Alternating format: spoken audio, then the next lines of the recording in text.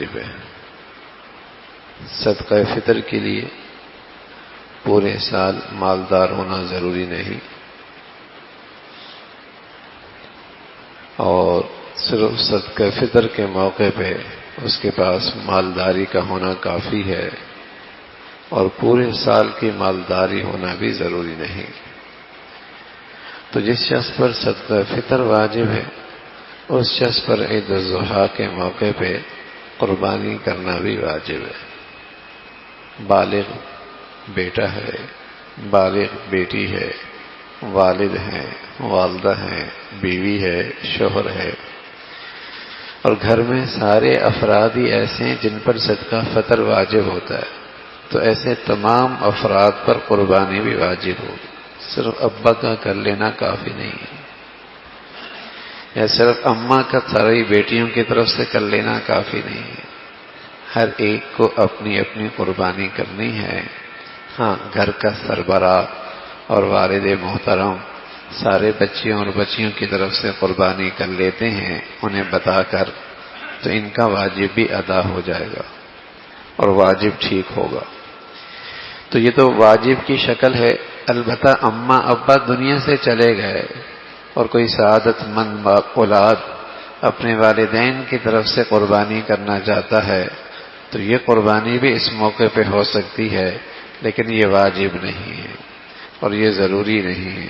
البتہ نفل ہے۔ اور چونکہ یہ ثواب سال میں ایک ہی بار ملتا ہے اور تھوڑے پیسوں پہ کمائی بڑی ملتی ہے کہ ہر بال پر نیکی ہے، تو سعادت مند اولاد اپنے گزری ہوئی والدین کی طرف سے بھی نفلی قربانی کیا کرتی ہے، بلکہ کتنے خوش نصیب ہوتے ہیں جو اللہ کے نبی کی طرف سے بھی کر لیا کرتے ہیں، صحابہ کی طرف سے بھی کر لیا کرتے ہیں، اولیاء کی طرف سے بھی کر لیا کرتے ہیں، اور پوری امت مسلمہ کی طرف بھی یہ قربانی کر لیا کرتے ہیں۔ اور خود اللہ کے نبی صلی اللہ علیہ وسلم نے بھی اپنی امت کی طرف سے قربانی کی تھی۔ آپ علیہ الصلوۃ والسلام نے بھی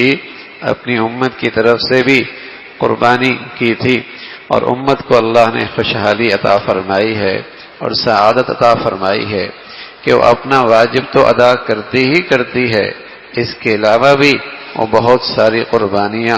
بڑی خوش دلی کے ساتھ، اس لیے کہ اللہ کو گوشت نہیں پہنچتا اور اللہ کو لہو نہیں پہنچتا،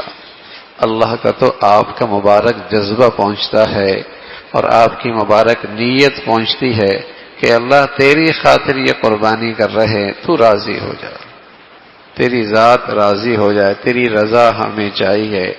ابراہیم علیہ السلام نے تو آپ کی رضا کی خاطر اپنے بچے کے گردن پر چھری رکھ دی تھی اور یہ نہیں پوچھا تھا کہ بچے کی قربانی اللہ تیری خاطر۔ دنیا میں تو کوئی ایسی کوئی تاریخ نہیں ہے کہ باپ اپنے بیٹے کے گردن پر چھری رکھے اور اسے ذبح کرے۔ آپ کا یہ حکم ہمارے لیے کیسے ہے؟ کبھی ابراہیم علیہ السلام نے یہ سوال اور یہ چیز مڑ کے بھی نہیں پوچھی، آپ نے تو ذبح کرنے کے لیے تیار ہو گئے۔ تو یہ سنت ابراہیمی ہیں، اور مسلمان اس موقع پہ اظہار کرتا ہے، اے اللہ آپ نے مینڈے کا حکم دیا ہے اور جانور ذبح کرنے کا حکم دیا ہے، آپ ہماری جان کی بات کرتے، وہ اولاد کی جان کی بات کرتے، ہم تیری رضا کی خاطر اس قربانی کے لیے بھی تیار رہتے، یہ قربانی بھی ہم دینے کے لیے تیار ہیں۔ تو قربانی اس کی بڑی برکتیں ہیں اور یہ بڑی خوش دلی کے ساتھ ہو اور اس مبارک جذبے اور نیت کے ساتھ ہو۔ تو کسی پر صدقہ فطر واجب ہے تو اس پر بقرہ عید کے دنوں میں قربانی کرنا بھی واجب ہے۔ اگر اتنا مال نہ ہو جس پر صدقہ فطر واجب ہوتا ہو تو اس پر قربانی واجب بھی نہیں۔ ہاں، پھر بھی اگر کوئی شخص کر دے تو ثواب کی بات ہے، واجب تو نہیں، لیکن کہتا ہے یہ نیکی کیوں چھوڑوں، تو نفلی کر لیتا ہے تو اس کو بھی اس کا ثواب ملے گا اور اس کا اسے اجر ملے گا۔ ظاہر ہے ایک آدمی اچھا بکرا نہیں لے سکتا اور اچھا دمبا نہیں کر سکتا، حصہ تو ڈال سکتا ہے، جو 7 میں بھی ہے، 8 میں بھی ہے، 10 میں بھی ہے، 12 میں بھی ہے، 11 میں بھی ہے، مختلف حصے ہوتے ہیں، اور حصے ڈالنا تو اتنا مشکل نہیں ہوتا، یعنی پورے سال میں ایک حصہ 7-8 ہزار روپے اور اجر و ثواب کتنا، تو ایک عام سے عام مسلمان کے لیے بھی اور ایک عام غریب آدمی کے لیے بھی یہ سعادت حاصل کرنا اتنا مشکل نہیں۔ قربانی فقط اپنی طرف سے کرنا واجب ہے، اولاد کی طرف سے واجب نہیں، بلکہ اگر نابالغ اولاد مالدار بھی ہو تب بھی اس کی طرف سے کرنا واجب نہیں، نہ اپنے مال میں سے نہ اس کے مال میں سے، کیوں پر اس پر واجب نہیں۔ لیکن اگر باپ اپنے مال میں سے اپنی نابالغ اولاد کی طرف سے دے دے تو یہ بڑا ثواب کی بات ہے، یہ بڑے ثواب کی بات ہے۔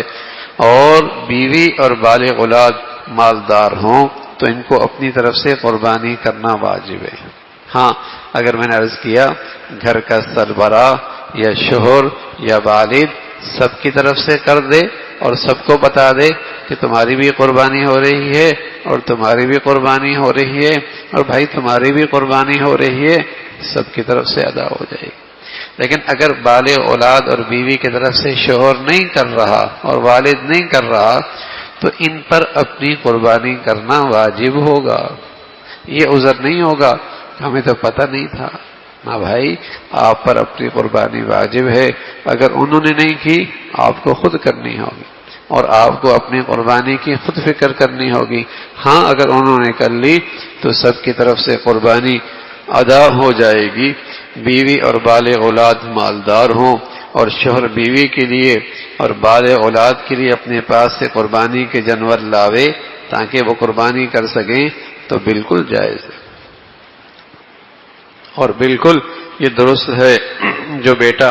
باپ کے ساتھ باپ کے کاروبار میں لگا ہو اور کاروبار میں اس کا اپنا حصہ اور ملکیت کچھ نہ ہو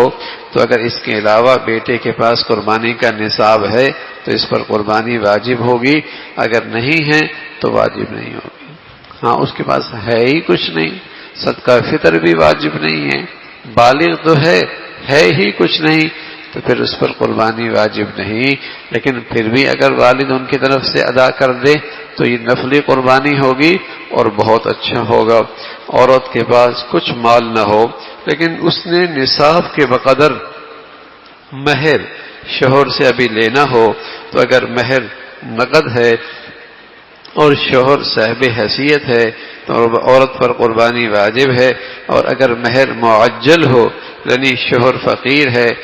مہر بھی معجل ہو، خواہ شوہر مالدار ہو یا فقیر ہو تو عورت پر قربانی واجب نہیں، یعنی اس کے پاس صدقہ فطر کے بقدر مال نہیں ہے اور اس نے کسی سے قرض بھی فوری نہیں لینا تو ظاہر ہے پھر اس پر واجب نہیں ہے۔ لیکن عرض کیا کہ اگر وہ کر لے اور واجب نہیں بھی ہے تو بڑے ثواب کی بات ہے۔ قربانی مقیم پر واجب ہے، مسافر پر نہیں۔ لیکن ہم جو لوگ حرم جاتے ہیں اور ظاہر ہے وہ سفر پہ ہوتے ہیں لیکن وہاں سعادت کی گھڑیاں ہوتی ہیں اور سعادت کی جگہیں ہوتی ہیں اور وہاں ایک آدمی حج کے خاطر اتنا کچھ خرچ کرتا ہے، وہ کہتا ہے قربانی کیوں نہ کروں، تو میں تو قربانی بھی کروں گا۔ کتنے لوگ نفلی حج کر رہے ہوتے ہیں تو پھر وہ نفلی قربانی بھی کر رہے ہوتے ہیں، تو واجب تو نہیں مسافر پر، لیکن ایک مسافر کرنا چاہتا ہے اور اس وقت کو غنیمت سمجھتا ہے اور موقع ہاتھ سے نہیں جانے دیتا تو بہت اچھی بات ہے، تو وہ مسافر بھی قربانی کر سکتا ہے لیکن اس پر واجب نہیں ہے۔ قربانی کے تینوں دن مقیم ہونا ضروری نہیں۔ 10ویں 11ویں تاریخ کو سفر میں تھا، پھر 12ویں تاریخ کو سورج ڈوبنے سے پہلے گھر پہنچ گیا یا 15 دن کہیں ٹھہرنے کی نیت کر لی تو اب قربانی واجب ہوگی۔ 2 دن مسافر تھا، 1 دن مقیم ہو گیا، یا جہاں مسافر کرنے گیا تھا سفر وہاں 15 دن ٹھہرنے کی نیت کر لی تو ظاہر ہے اب وہ مقیم ہو گیا اور اس پر قربانی واجب ہوگی۔ 10ویں کو گھر میں تھا، پھر 11ویں کو سفر میں چلا گیا، 12ویں کو سورج ڈوبنے سے پہلے گھر آ گیا تو قربانی واجب ہوگی، اس لیے کہ وہ گھڑیاں اسے اقامت میں مل گئیں جس گھڑیوں میں قربانی کی جا سکتی ہے تو پھر اس پر قربانی واجب ہوگی۔ اگر مالدار قربانی کے دن گزرنے سے پہلے سفر پہ چلا گیا اور باقی وقت سفر میں گزارا تو اس پہ قربانی واجب تو نہیں، لیکن اگر کر لیتا ہے بہت اچھی بات ہے۔ جو شخص حج پہ گیا اور حساب شرعی سے وہ مسافر بن گیا تو ظاہر ہے دوران سفر اس پر قربانی واجب نہیں، لیکن اگر وہاں وہ کر لیتا ہے تو بہت اچھی بات ہے۔ قربانی کا وقت ذوالحجہ کی 10ویں تاریخ سے لے کر 12ویں تاریخ کے سورج ڈوبنے سے پہلے تک قربانی کا وقت ہے، چاہے جس دن قربانی کرے، لیکن قربانی کا سب سے بہتر دن 10ویں کا ہے، 11ویں کا ہے تاریخ، پھر 12ویں تاریخ ہے۔ 3 دن قربانی کی جا سکتی ہے، یعنی اس کا سورج ذوالحجہ کی 10ویں تاریخ سے لے کر 12ویں کے سورج ڈوبنے تک، یہ 3 دنوں میں جب بھی اسے موقع ملے وہ قربانی کر لے۔ پھر سب سے بڑی بات پہلے دن ہے، پھر دوسرے دن ہے، پھر تیسرے دن ہے۔ اللہ رب العزت بھائی یہ عظیم الشان عبادت کی سعادت سارے مسلمانوں کو عطا فرمائے۔ اللہ